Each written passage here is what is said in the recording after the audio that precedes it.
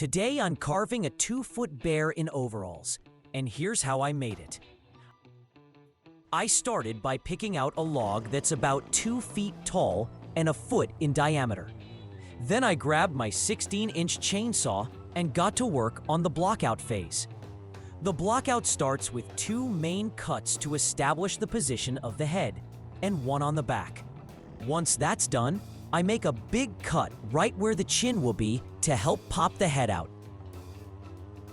Then I follow that with a straight cut down to where the tips of the toes will sit. Next, I define where the back of the legs and the bear's butt are going to be. With those main cuts done, we can move on to shaping. I start shaping at the top of the head, roughing in the ears first.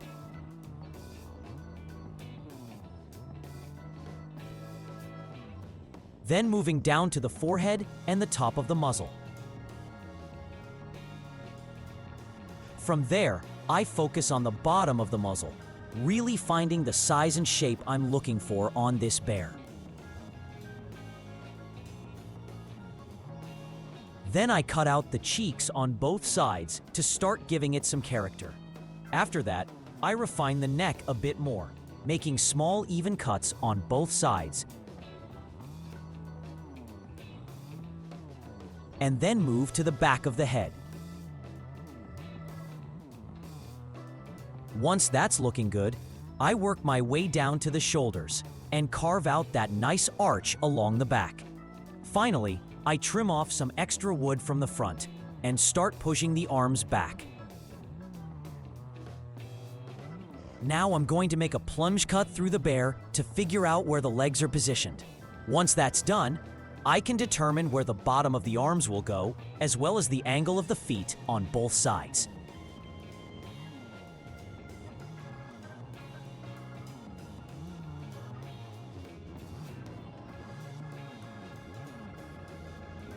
Next, I'll find the area from the bottom of the belly down to the kneecaps and refine the neck a little bit more. I want to make the head really pop out from the overalls. Then, we'll start placing the arms, and as we do that, we'll also be shaping the belly. On both sides, I'll cut away the excess wood, slowly bringing those arms to life. We'll do the same for the front and back of the bear.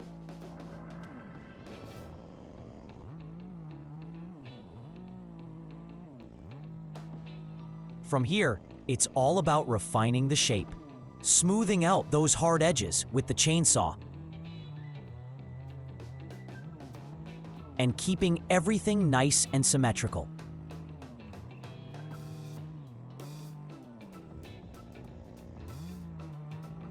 Then I'll move down to the back of the legs, making them a little thinner and more defined. We'll also start sculpting in the cheeks of the bear to give it some character.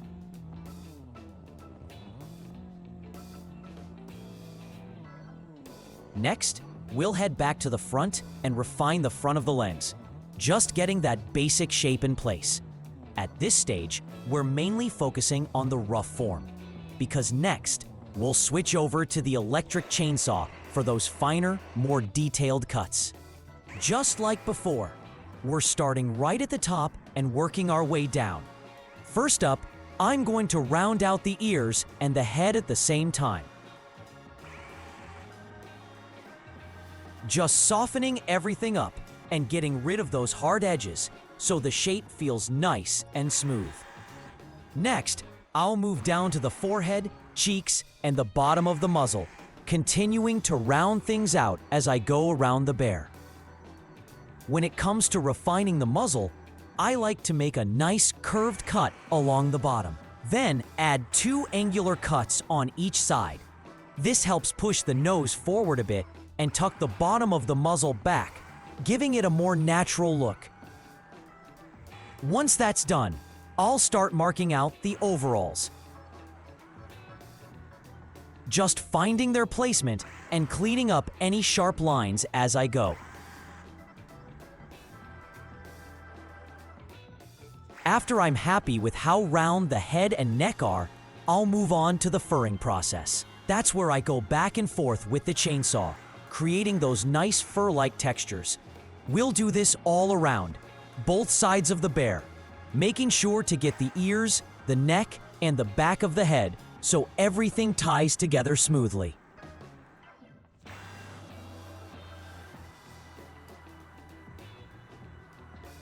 I thought it would be fun to give this bear a bit of character by having its hands tucked into its pockets.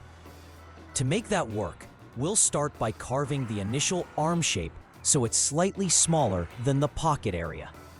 That way, everything looks balanced and symmetrical. I'll begin by working around the shoulder, digging in a bit toward the belly, and then start shaping the pocket. As I go, I'm smoothing out any harsh lines and refining those transitions. We'll repeat the same process on the other side, digging the arms in, carving out the pockets, and making sure both sides match up nicely.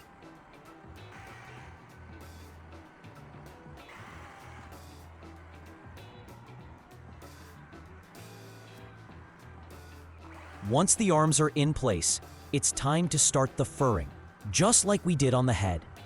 I'm going back and forth with the chainsaw at a quick pace to get that textured look. And again, we'll do this on both sides. I want to make sure all the details are carved in with the power saw now, so that once we move on to the next phase, we won't have to come back and redo anything. Now that the arms are set and furred, we can move down to the legs and feet. I'll start by popping those knees out a bit. I really want the belly to stand out, so I'm making a few deep putts from one side to the other to create that nice round potbelly shape. Then I'll move back down to the feet, rounding them out. I want the bear's feet to look like they're popping out of the overalls, so I'm going to make them just a little smaller and dig the bar a bit deeper into the pant legs. This will give the illusion that the feet are tucked inside the overalls while still standing out nicely. And once they're in shape, I'll start adding the fur texture there as well. Again, doing this on both sides for consistency.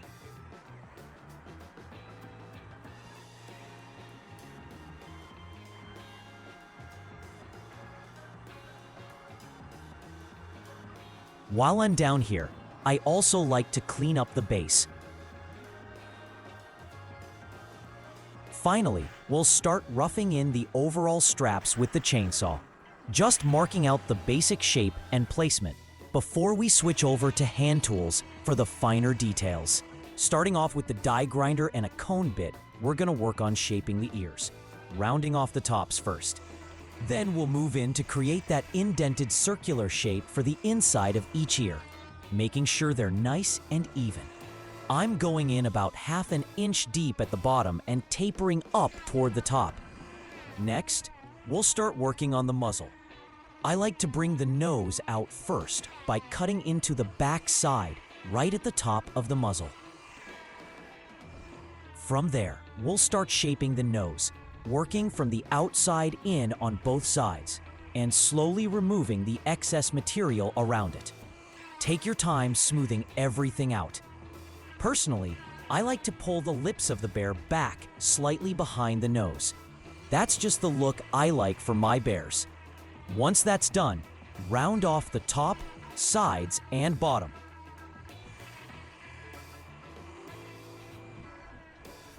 To smooth everything out and prep for the smile, I switch over to the finger sander and clean up the surface. Then we'll move back to the die grinder with the cone bit to start on the eyes. Begin by making about 1/2 inch gouges on both sides of the face where the eyes will go. After that, swap the cone bit for an eyeball bit and plunge those eyes in. Again, making sure they're nice and even. For the final touch, grab a small Dremel and heat it up really hot. We'll use that to burn in the bear's smile. Always heat the tip on a scrap piece of wood first. That way, it's ready to go. When you press it in, the heat will darken the inside edges, giving that nice charred look I like to use for my bears. Sanding down the body. I'm grabbing the finger sander for this step, and I like to start right at the belly and slowly work my way all the way around the bear. This is where things really start to take shape. Up until now, everything's been pretty rough. Lots of sharp edges and tool marks. But this step is what really softens it all up and brings that smooth, rounded look to life. I take my time here, just letting the sander glide over the surface using nice, even pressure. You don't want to dig in too deep. Just gently work out those rough spots and blend everything together. You might be wondering why I'm using a finger sander. The reason is pretty simple: control and finesse. A regular grinder is great for shaping and removing a lot of material quickly, but it's not ideal for smoothing out the curves and fine details of the bear's body. It can be a little too aggressive and leave behind uneven spots or sharp edges if you're not careful. The finger sander, on the other hand, lets you work with much more precision.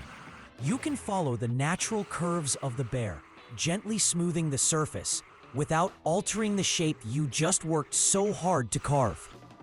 It's perfect for getting that soft, rounded look that really makes the carving feel polished and professional.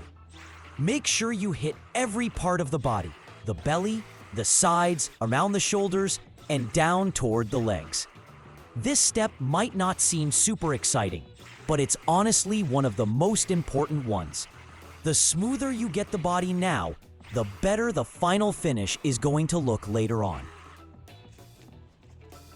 To add a little character, we're going to give the bear some buttons on its overalls. I like to do this by switching to a bigger eyeball bit. Then go back with the finger sander to clean them up and smooth everything out. Next, I take a torch and carefully go over all the areas with fur. This step is key because it burns off those tiny little fuzzies that stick up, making the surface much cleaner and ready for the final sanding. It really helps the fur look sharp and defined, while giving the sanding a smooth, flawless finish. And now it's time for the final sanding. For this, I bring in the flap sander. There are a lot of options out there, but I really like the Wood Whacker by Chris Wood. It's amazing for this stage because it's aggressive enough to smooth the whole surface quickly, yet gentle enough to preserve all the fine details. We'll use it not just on the fur sections, but over the entire bear, making sure every curve and contour is perfectly refined. The flap sander really gives the carving a uniform, polished look, and it's one of those tools that makes a big difference in the final finish. We'll make sure the base is nice and clean. I like to use an angle grinder with a sanding attachment to smooth out the top and sides. This really evens everything out and gives the base a crisp, finished look. No rough spots, no stray marks, just a solid, polished foundation for the bear to sit on. To finish up this sculpture, I'm going to turn it into a black bear with some paint. You could do this in a bunch of ways: spray paint, hand brushing, whatever works for you. But lately, I've been really enjoying using an all-in-one airbrush. The great thing about this airbrush is how controlled it is. Unlike spray paint, it doesn't overspray and leave a rough mess that you have to sand down again. You can build up the colors slowly, coat by coat, and still keep all the fine details we carved intact. It makes the bear look smooth, natural, and polished. And it just makes the whole painting process so much cleaner and easier. When painting, I start at the feet, working my way up to the arms, and then finally the head. I don't skip the nose either. It's one of those little details that really brings the bear to life. I make sure to get into every nook and cranny, all the tiny cracks and crevices, so nothing gets missed. This is the part where the sculpture really comes together, and you can see all the hard work and detail we've put in start to shine. It's slow, satisfying work, and it's the finishing touches that really make the bear feel complete. With that, I'm really happy with how this sculpture turned out, and I hope you enjoyed watching it as much as I enjoyed making it. If you like this kind of content, let me know down in the comments. And feel free to share any ideas for what I should create next.